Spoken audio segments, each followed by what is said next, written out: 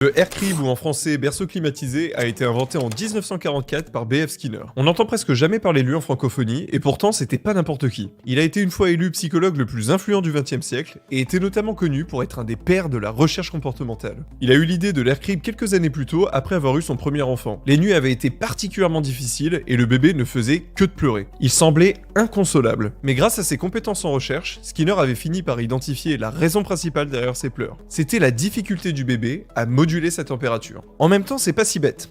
À l'ère moderne, on change les bébés 10 fois par jour. Un coup, ils sont entièrement nus, un coup, ils sont complètement recouverts. Un coup, ils se reposent au chaud sur nous, un coup, ils sont au frais dans un berceau. Un coup, ils sont propres, et un coup, ils se font dessus. Et il y en a plein d'autres. Tous ces événements provoquent des variations de température conséquentes pour le bébé, et pour Skinner, c'était l'ennemi à abattre. C'est pour ça qu'il a mis au point le berceau climatisé. C'était une sorte de boîte ventilée et matelassée dans laquelle il pouvait contrôler précisément le taux d'humidité, la qualité de l'air et la température, qu'il gardait autour de 68 degrés Fahrenheit ou 20 degrés Celsius. Et un peu comme les chaises qu'on peut aujourd'hui retrouver chez certains médecins, il avait placé au bout du papier en rouleau pour permettre aux parents de rapidement le remplacer quand le bébé provoquait des dégâts. Pas moins de 300 personnes ont grandi dans un aircrib, et sur les 50 qui ont été retrouvés par la presse 50 ans plus tard dans les années 90, tous étaient hyper élogieux à son égard, surtout les parents. Alors pourquoi vous et moi on n'a pas passé nos premières nuits dans une de ces boîtes? Après tout, en Finlande, ils posent leur bébé dans des cartons, donc pourquoi pas? Eh ben il y a eu un problème marketing assez colossal, et c'est 10 fois pire que ce que vous imaginez. Si Skinner a eu l'idée de créer un environnement contrôlé pour sa fille, c'était pas du tout un hasard. Il n'en était pas à sa première invention.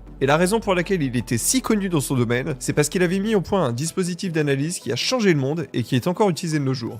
La Skinner Box. Vous savez, ces boîtes de tests dans lesquelles on glisse les rats de laboratoire pour observer leur comportement. À cause de ça, les résultats qu'ils pouvaient obtenir avec l'aircrib comptaient assez peu. Les médias se sont emparés de l'histoire en disant qu'ils faisaient des expériences horribles avec des bébés, que certains étaient devenus fous, et pire encore. Le dénigrement a duré des décennies et l'a même poursuivi jusqu'à sa mort. Et vous, qu'est-ce que vous en pensez ?